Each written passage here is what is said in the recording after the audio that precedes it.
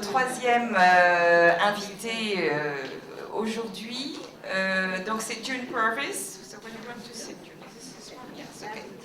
So June comes from Portsmouth University, so she's, I think June Purvis is a well-known name in suffrage history, and can I say in Pankhurst history, or is it a sub-discipline of suffrage history? But anyway, so June Purvis has published a lot, and today she's been invited because she's very much involved into the Women's History Review, and she's been involved for a while in the Women's History Review, and she's going to tell us this story, the story of the Women's History Review. So here's to you, June, for 20 minutes. So.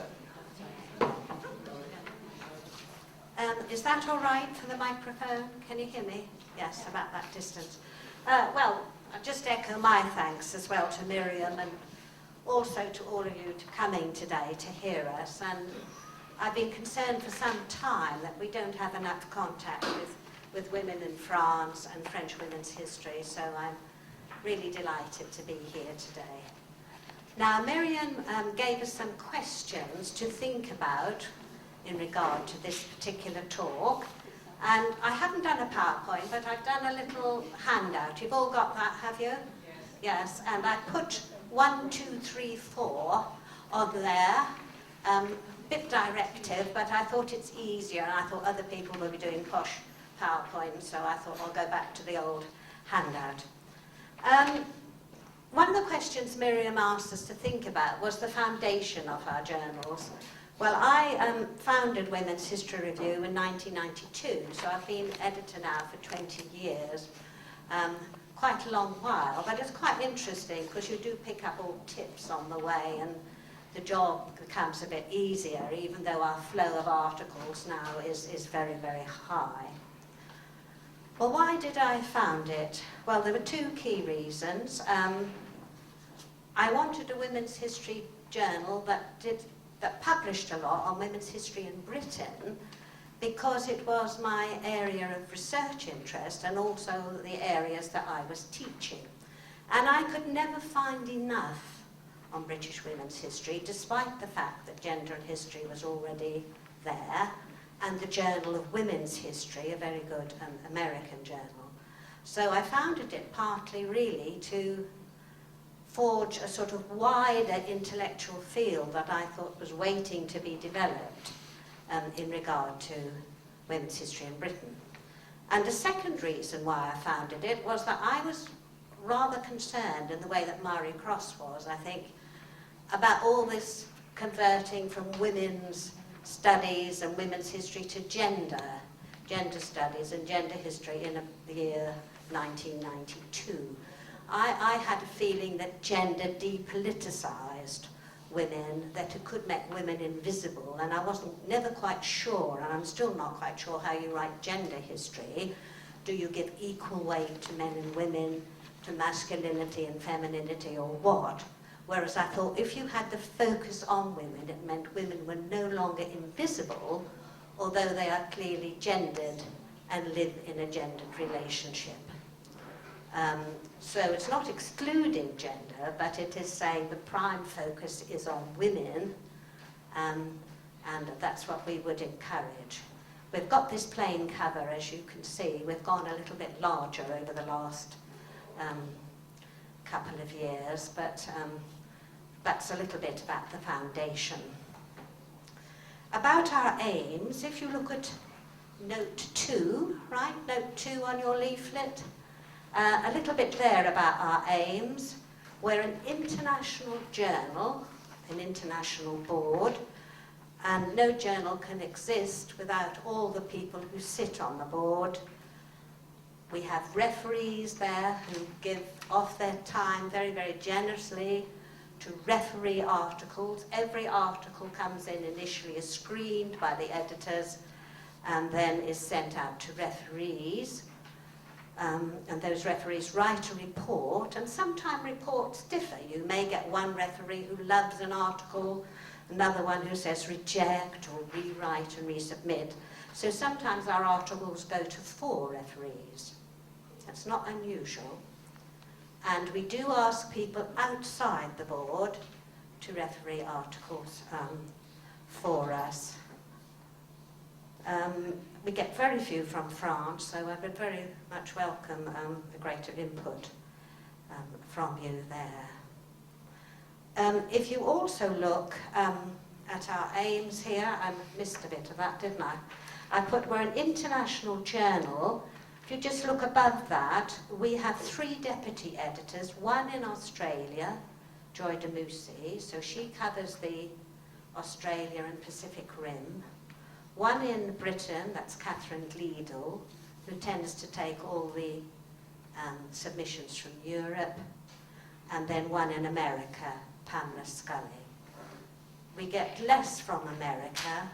We mainly get publications from Britain, Europe, Australia, those sorts of areas. So our aim then on this number 2 on the sheet is to provide a forum for the publication of new scholarly articles in the rapidly expanding field of women's history. The time span covered by the journal includes the 20th century as well as earlier times. However, most of our focus is on modern women's history, mostly 19th and 20th century. We do get earlier periods. In fact, we've got a very good article coming out shortly on medieval women's history, but the focus is mainly 19th and 20th. And I think that is partly a reflection of changes in the way the curriculum has been delivered in higher education in Britain, because we've gone to semesters. And I think when you have semesters, often it's modern history that students can come to grips with quickly, you know, in a semester. Whereas where you have year-long courses, I think students go to earlier times. I don't know if you agree with that assessment. If you look at the aims of this as well, in 2, you will see we don't just take what I would call straight history, if I can call it that. We do take from other disciplines, for example, women's studies, sociology, cultural studies, media studies. We publish on women and film, for example. Literature, I've got some very good pieces coming out on 19th century feminists next year. Anthropology, we have very little from there.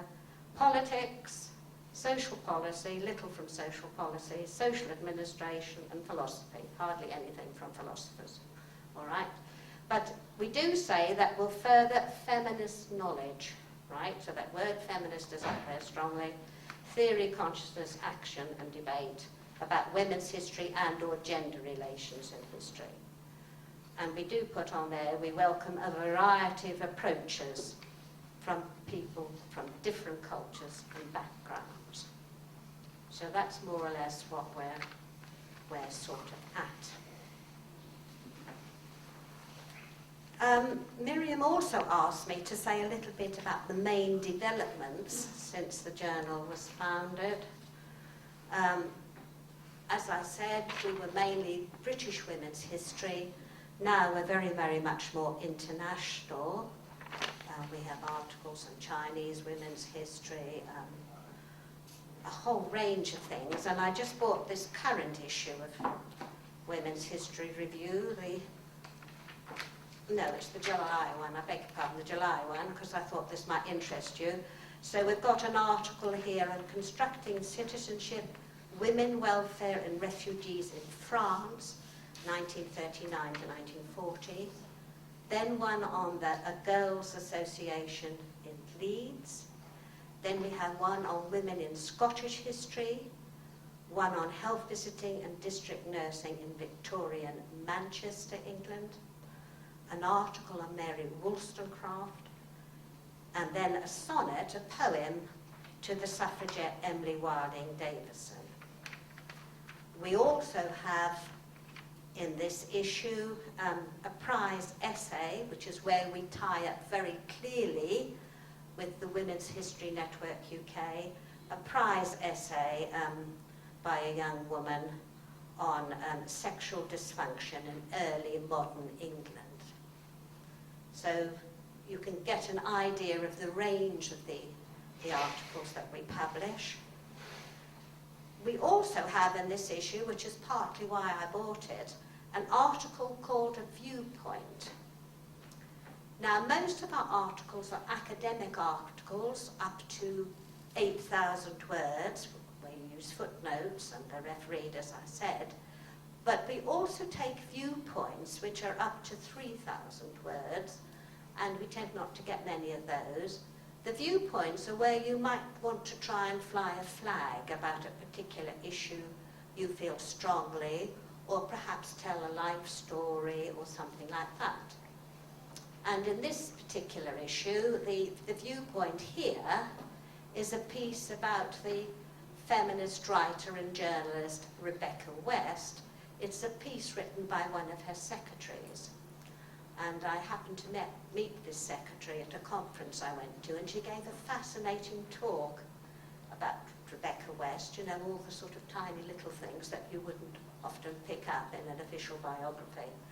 So I asked her if she'd write it up, and then we sent it out to referee, and so that came in. So you can have viewpoints as well. Another one we had was about the decline of women's studies in the UK, where somebody felt very strongly, a professor of women's studies, that this wasn't happening, that what happened was that women's studies was going into the various disciplines, and she wanted to write about that, so we published that. If you look at our board and our submission articles as well, you will see that on the board we do occasionally ask people if they'd step down and new people to come in, so that we get a balance of younger women and more mature women. And we think it's very, very important to bring younger women in, to bring them along, so that when we're all dead and gone, there's people to keep the journal going. And similarly, in regard to articles, younger scholars, we try to encourage them to, if they've submitted an article and they get heavy criticism, we try to be supportive and encourage them to rewrite and resubmit. And I do think that is an important element. You know, higher education can be very aggressive at times and very competitive, and so we try hard to be supportive in that way. We do have ebbs and flows in regard to copy coming into the journal. At the moment we're in a very, very heavy ebb, because we have a research assessment exercise coming out at the end of 2013, and so quite literally we're just inundated with very, very good copy, and we may have to go up to 6 issues next year, because we can't just cope with, we've got about a 18-month waiting list for publication, and it's too long, so we want to get that done. So if you're thinking of submitting something, will you please do it about 2015, or send it in 2014, and then it can go through all the refereeing process.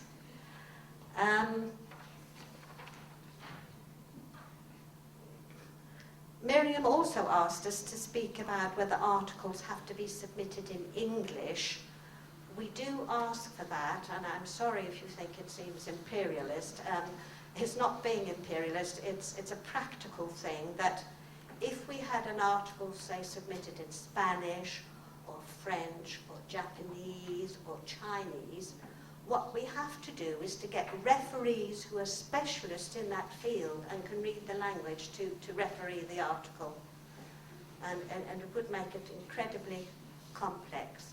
So we asked people, like last week somebody emailed me from Spain and said, can I submit an article in Spanish? And I said, I'm terribly sorry, can you get it translated? It doesn't have to be perfect translation, but reasonable enough for us to read, and then if it goes through the refereeing process, we would try to iron out if there were any particular difficulties there. I mean, Miriam you may feel very strongly about that, and it is an issue perhaps we can bring up. I'd also asked to say something about readership and online access.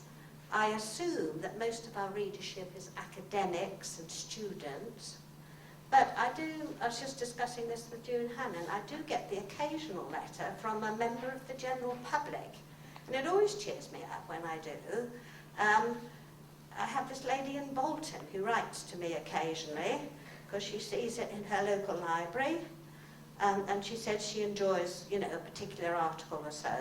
And that's why I quite like, personally, I quite like the Viewpoint, because it does reach out to another audience, but as I say, we get very few of the Viewpoints, and usually the squeeze is very much on for the academic articles.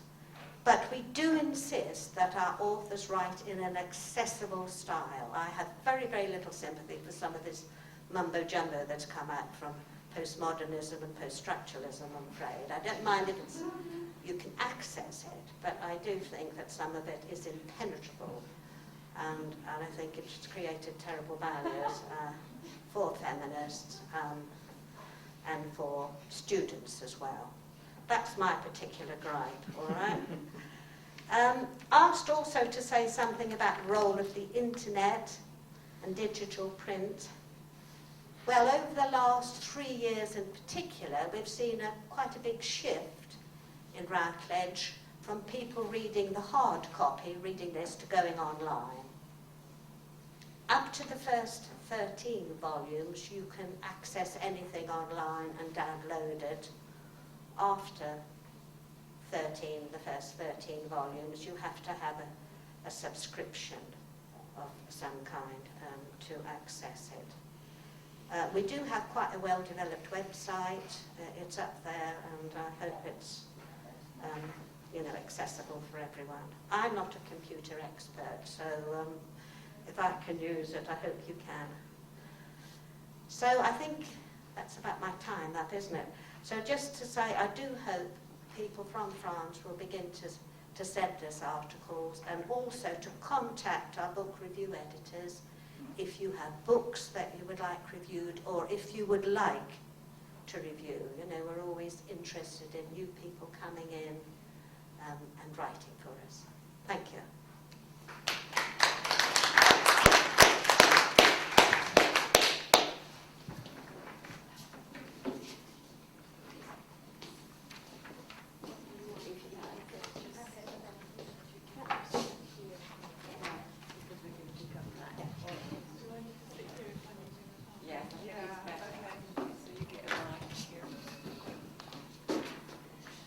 So I'd like now to introduce Lynn Abrams, who is based in the University of Glasgow, and who's been invited here because we like her, but also because she is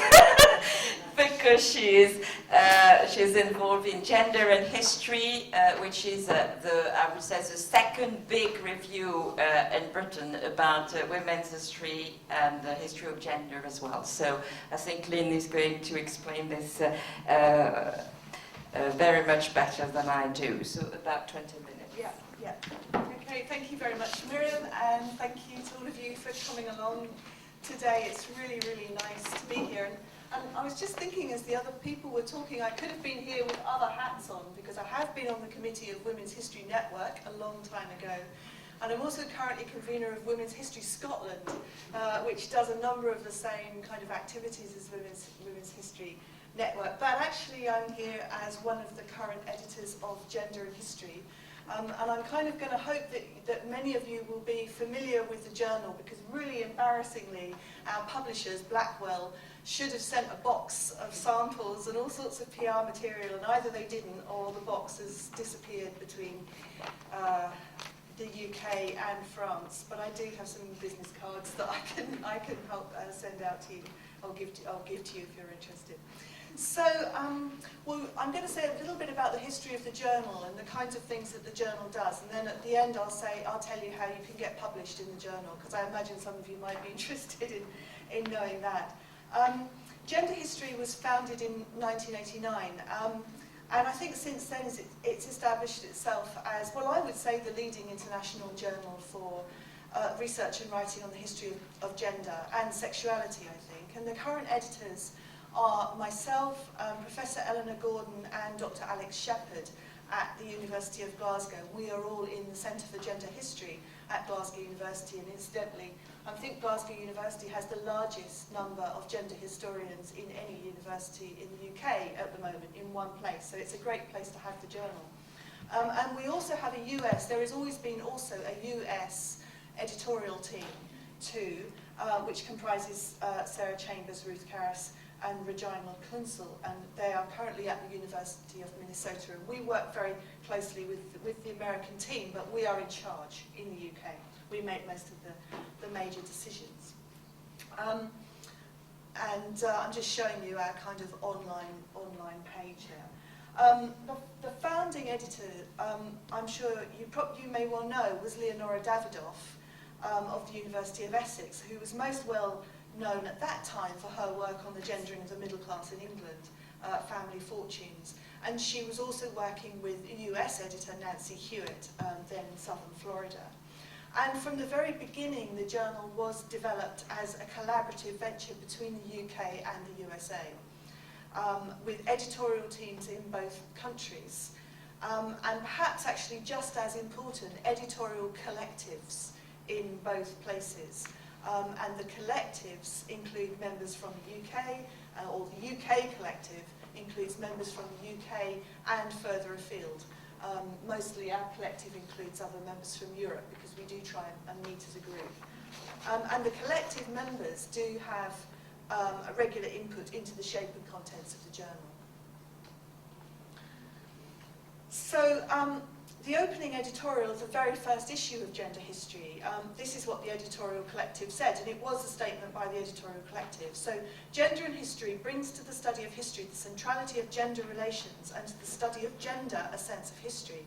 As its editors, we seek to examine all historical social relations from a feminist perspective, to construct a comprehensive analysis of all institutions that takes their gender-specific characters into account, in addressing men and masculinity as well as women and femininity. The journal will illuminate the ways in which societies have been shaped by the relations of power between women and men. And really that remains, I think, the agenda of the journal. It hasn't really changed, and I think the editorial article in the very first issue of the journal probably still bears reading. It hasn't really got that much out of date. It was also the stated intention of the journal editors at the beginning to encourage articles which drew attention to the intersections between gender and race and ethnicity, sexuality, class and religion. And it also encouraged interdisciplinarity, recognising that much gender history then as well as now is undertaken by researchers who might not necessarily define themselves first and foremost as historians. The remit of the journal, as you can see at the very beginning, also explicitly mentioned men and masculinity, the study of men and masculinity. And I think in 1989, if I can remember back that far, the field of masculinity studies was still relatively small. But I think that, obviously the editors recognised then that the study of gender was about primarily the analysis of power relationships, both real and symbolic. Well, 20 years later, in an editorial in a review of the first 2 decades of the journal, the editors noted an explosion of submissions on masculinity. And there was a moment when I was on the editorial collective where we just seemed to be constantly reading articles on masculinity, which is very interesting. And since we've taken over in the last few years, I've been an editor since 2010, that's kind of just fallen off, just slightly, which is interesting again. So I'm not, it just maybe gives a sense of the ebb and flow of people's particular interests and research interests. The first editorial was certainly of its time. The editors expressed in 1989 a concern about the what they said, rather tenuous position of gender history in the academy. But in 2012, certainly in the UK and North America, gender history is absolutely flourishing. It's firmly established within the university curriculum universities and in doctoral research, and clearly I think the situation in France is clearly much better than it was 20 years ago. And indeed, if gender and history wasn't flourishing in research and in universities, the journal wouldn't survive. And so I guess we can use the journal as a bit of a weather vane for the state of gender and history around the world, not just in the West, with the origins of submissions providing an indication of the health of the subject area within different nations, and I'll say something about that in a minute.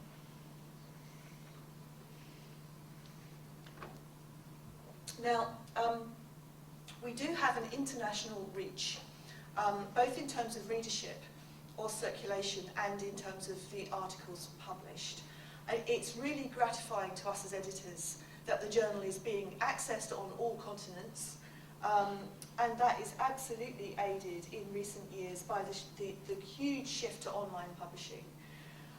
When the journal was only published as a paper copy, it was always a struggle to extend readership into developing parts of the world because of the huge subscription costs. And I remember the editors then constantly trying to negotiate with the publishers to try and keep the subscription costs down for developing nations. But that really actually doesn't seem to be such an issue now, because new sales models, so I am told by Wiley-Blackwell, mean that the electronic version of Gender and History is often included, it's bundled in with sales of lots of other journal titles to libraries, often science titles, which, you know, as you probably know, are very, very expensive. So we're really cheap compared with them. So we get bundled in, and therefore a library is much more likely to be able to offer our journal and obviously other humanities journals to readers. So that's a really, really positive development.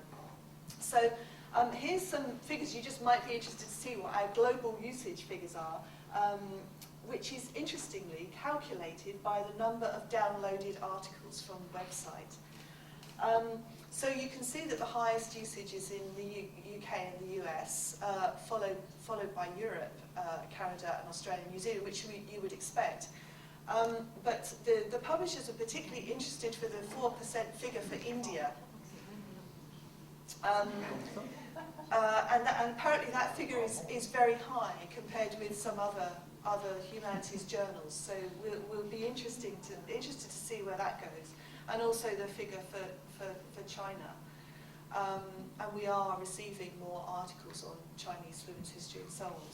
So that'll be really very interesting to watch. So I'm very kind of intrigued by this shift that publishers are actually more interested now in downloads than in actually the number of real subscriptions in a way. They're the figures they give to us. And our readership measured by downloads from the web has grown exponentially, and that is probably in part due to increased access to the online journal. So in 2003, have I got this now? I haven't. Yes, I have got this figure up already. In 2003, we had approximately 20,000 downloads, apparently.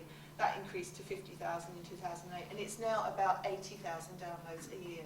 And that number is still going up. But subscriptions are really healthy, and again, they're very international, and more than around 3,500 libraries globally have access to gender and history, most of these online. So that just gives you a sense, if you're interested in publishing in gender and history, the reach which your article might have. We are absolutely committed to publishing articles which address the international readership base. We do not want the journal to be dominated by articles from the UK and North America, and particularly articles about Europe and North America. And I think we are reasonably successful, actually, in that respect, especially in some of the special issues that we publish, and we publish one special issue a year.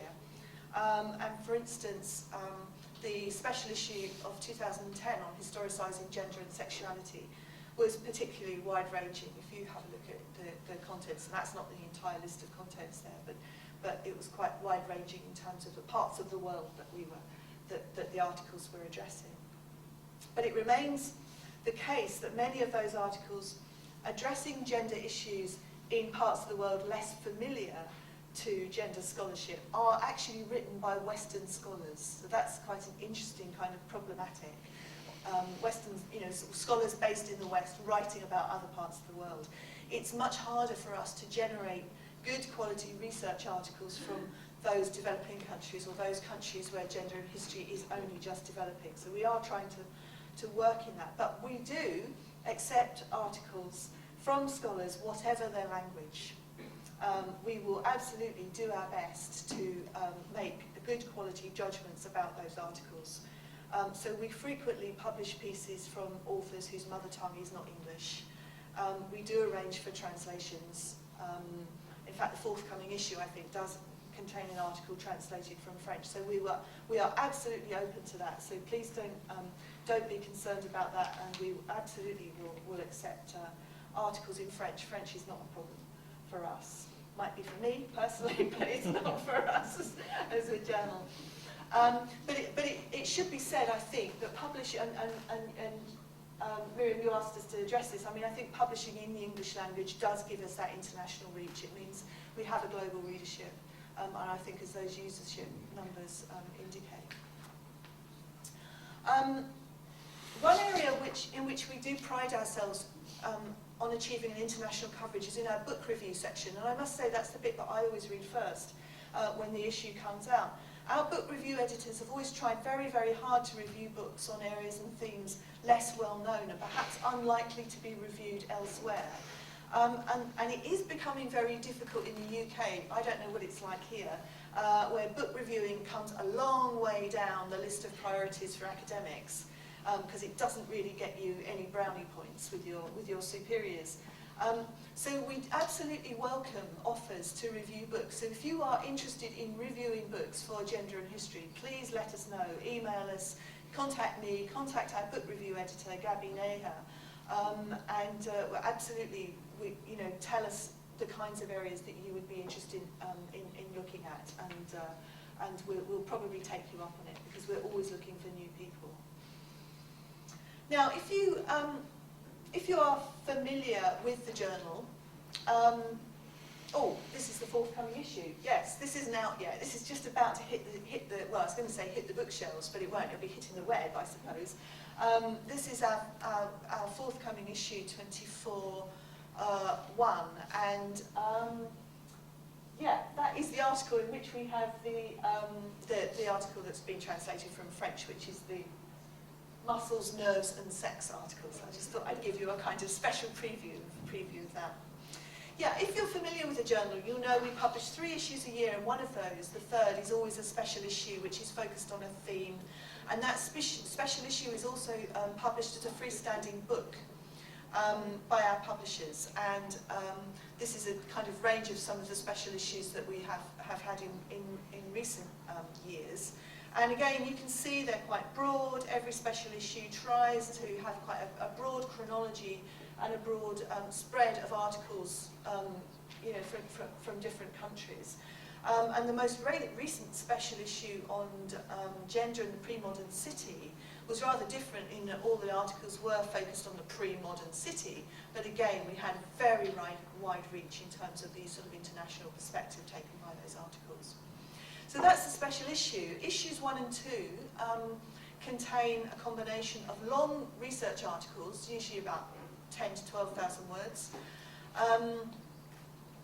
edited by both the United Kingdom and the United States editorial teams. So we deal with articles separately, and then we come together and bring the issue together from articles we have worked on separately. And you might well know that we also sometimes publish what we call a forum, which is a collection of much shorter pieces around a theme with an introduction, often originating at a conference session. And the most recent forum was on the subject of gender and the human, which was quite an unusual one. But it can be really useful if you have a collection of short pieces that were originally given at a conference or a symposium, and you think they're worthwhile getting published. Maybe 3 or 4 short articles with a good introduction. We're very happy to consider that. Normal issues normally contain up to 12 articles, so we're quite a big, thick journal. And again, we do try to achieve a reasonable amount of spread across periods, geographies and themes.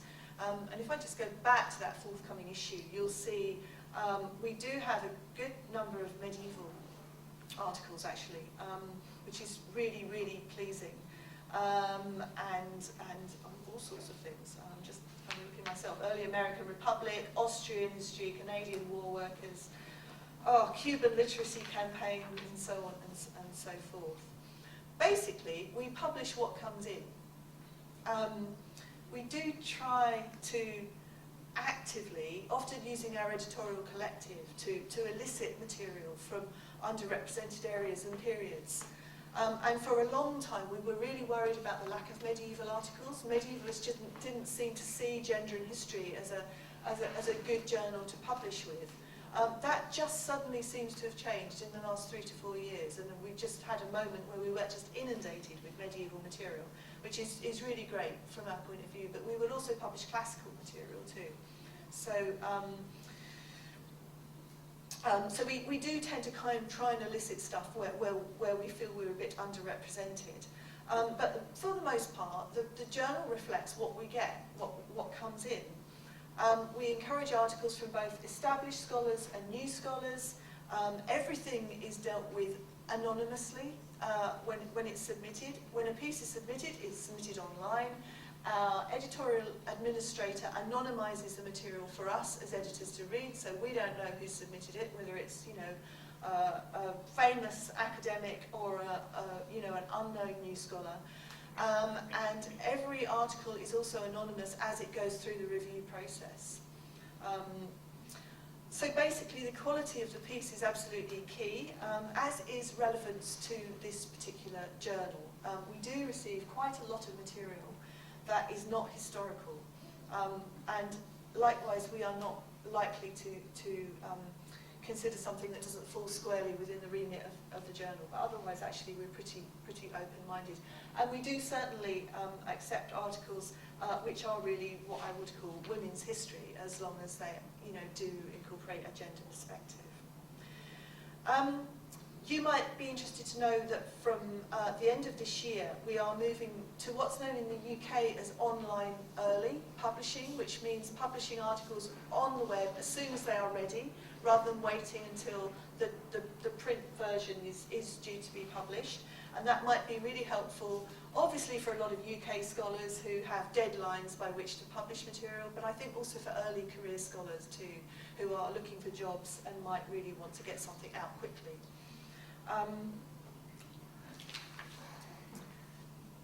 And I thought you might just like to see the top 10 most downloaded articles during the first half of 2011. I think it's quite an interesting list of articles. Some of them are quite old, as you can see, and that's again really pleasing to us that some of the early articles, for instance, Gisela Bock's article that was published in the very first issue is still up there and is still regularly downloaded. So that's really, really great. It shows that the journal has got a life. So finally, how do you get published in gender and history? Here's my tips. Obviously, you need to submit a research-based article that really in some way moves the field along a bit rather than just filling a gap.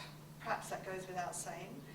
I think the key piece of advice when you are writing an article is to think about who you want to read the article and then submit to a journal on that basis rather than on the perceived nature of the perceived status of that journal. There are some people who, really think that they should just be submitting to the most high status journals. I don't know whether that's a particularly British kind of obsession, but it might be. But I think very carefully about your readership. And I think probably Women's History Review and Gender and History might have slightly different readership, or obviously there's a huge amount of overlap. But the key thing is to think about that. As I say, we publish articles from the classical period right up to the present, though contemporary articles do need to have an historical perspective. And as I said, we do publish what might be described as women's history. We have a fully online submission and editorial system. So as I said, once an article has been received, it's immediately anonymised. So if you have lots of footnote references to your previous work, our administrator will take all that out so that we absolutely can't tell who's written this piece. Then the article is read by 2 members of the editorial team who then decide whether to take it forward and send it out to anonymous peer review. And that's where our editorial collective comes into play. An article is assigned to a member of the collective who will read it and send it to another 1 or 2 independent reviewers. So it is, quite a kind of intensive system. Once we have all the reviews, the editors make a decision on whether to accept it outright, and that is incredibly rare. Very, very few articles get accepted without any changes. Or we recommend either minor or major revisions, or we will recommend that the article goes through a revise and resubmit process. And if that is the case, it means that article goes through the whole editorial process again. Or of course we might agree to reject it. I would say that we are very active editors. We like to work with our authors. We take our time to work with authors. We will take our time to try and get an article right.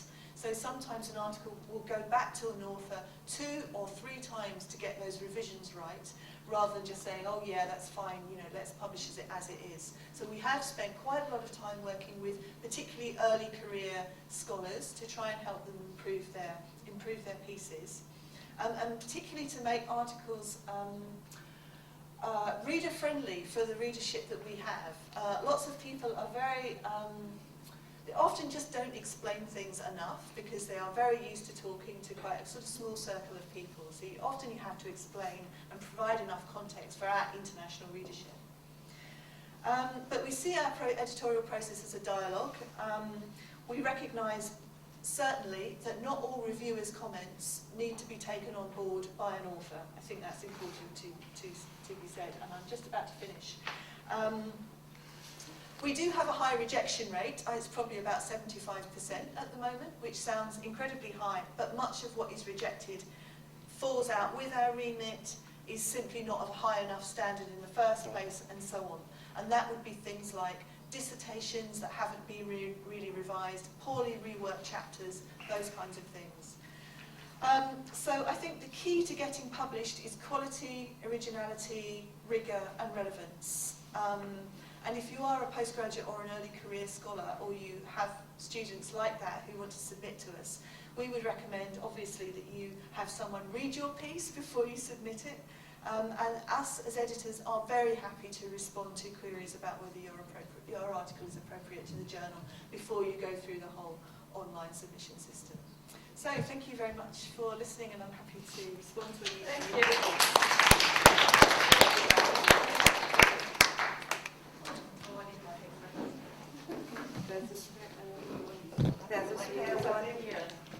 Donc une première question simple, je voudrais connaître le tirage papier des 2 revues.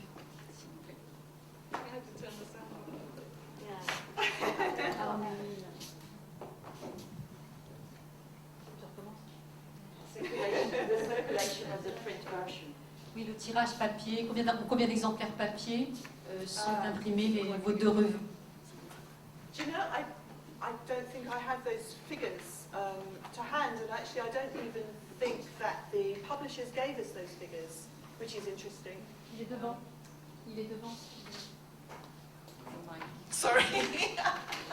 I don't have the figures for the circulation of the print version, and the publishers haven't given us those figures, which is interesting, actually, because they are currently interested in online circulation. And I don't know whether it's a fear, but I think there will come a time in the not too distant future where they get rid of the print version altogether, and everything will just be online.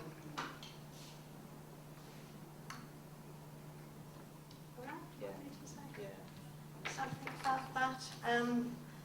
Our circulation is about 700 a year, but there is a move away from the the paper version to online, and I forgot to say, like Gender and History, what Routledge do, they sell Women's History Review as a package with other journals, and that is increasing the online access. That's okay. Okay, this is Rebecca Rogers again with also that simple question.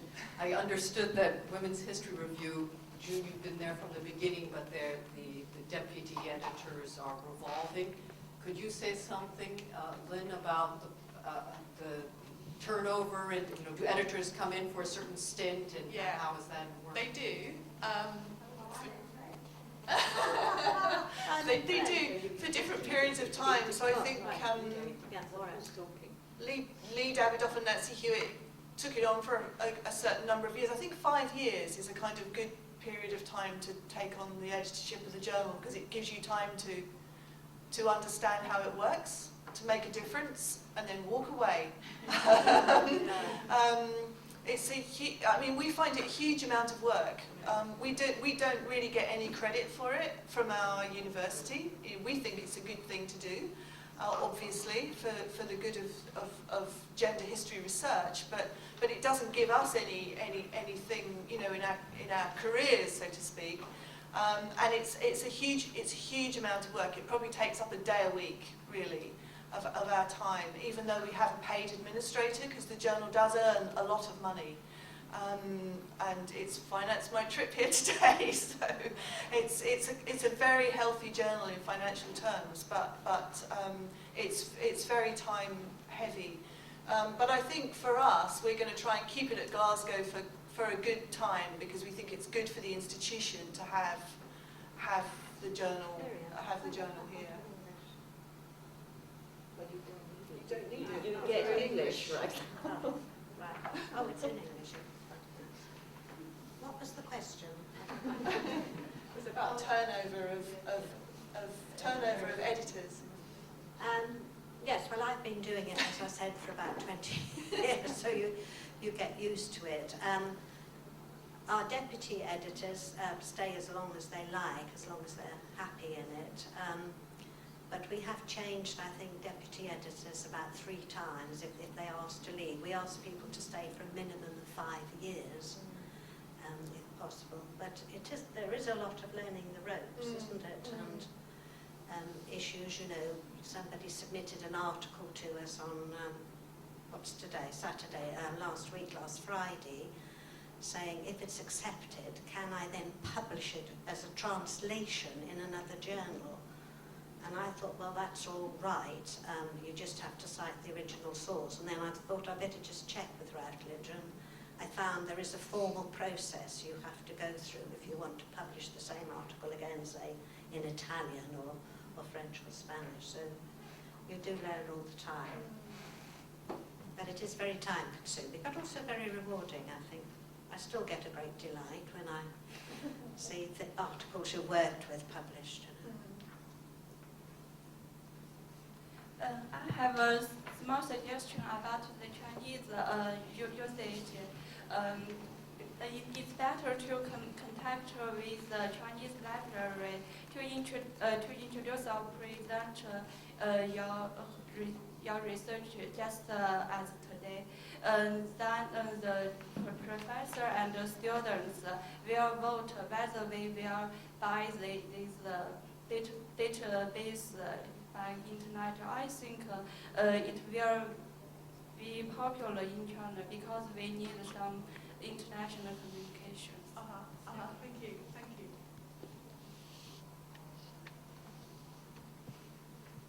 I think that was more of a comment than a question. So, yeah.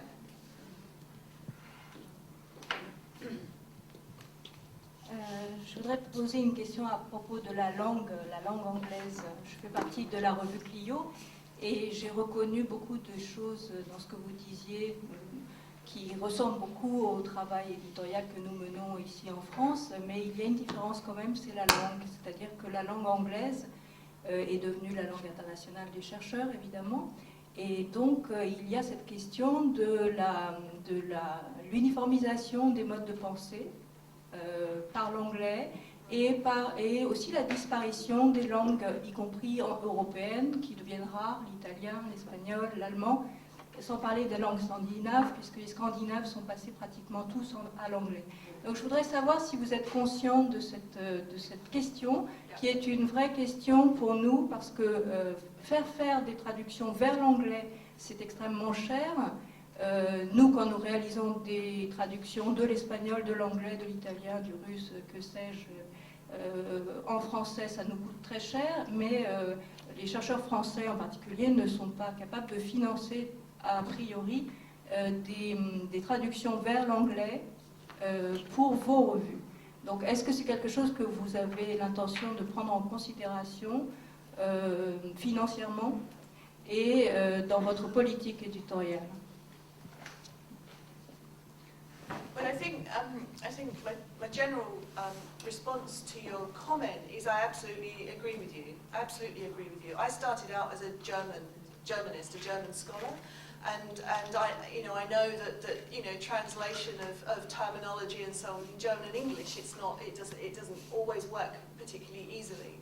And I think we do discuss things very differently, actually, in different languages. So I think that kind of, I wouldn't call it a dumbing down, but a leveling out of the language is problematic. But given that Gender and History is an English language journal, that's where we are. We do pay though for translation. We do have actually quite a healthy translation budget from our publishers. So I suppose we're quite lucky. We have a big publisher. Wiley are a huge publishing company. They're not short of money, and they're quite generous to Gender and History because we're one of their favourite journals. So they will provide the money for translation. Having said that, it's never quite, it's not an easy process, because however good translation you have, you always then have it back, and we go through it again, in order to make sure it fits with all our conventions. So it's not ideal, but I do think there are all sorts of intellectual problems around it.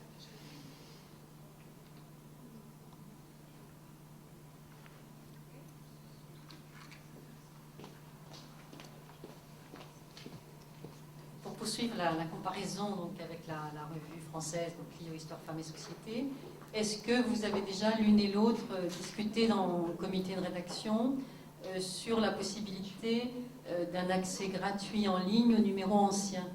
Par exemple, pour Clio, nous sommes sur le site revue.org et nous offrons l'accès gratuit aux numéros, sauf aux 3 dernières années, c'est-à-dire sauf aux 6 derniers numéros. Ce qui naturellement, parce que nous pensons aussi à l'accès en ligne, ce qui réduit la rémunération obtenue par la revue.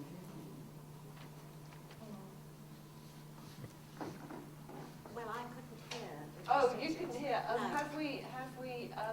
Have we considered free online access Yes. to edition? And I think some of yours are free. Yes, the first 13 volumes of Women's History Review are free access, and you can download. After the 13th volume, you have to get it via a subscription, an individual subscription or a library subscription. And I think that number will gradually creep out from 30. We don't have free online access, as far as I know. But one tip is often that Wiley, on the website, they will allow you to download often the first issue of a back journal for free. They have all sorts of promotions, so in order to try and increase people's interest and downloads. So the first issue often allows free downloads.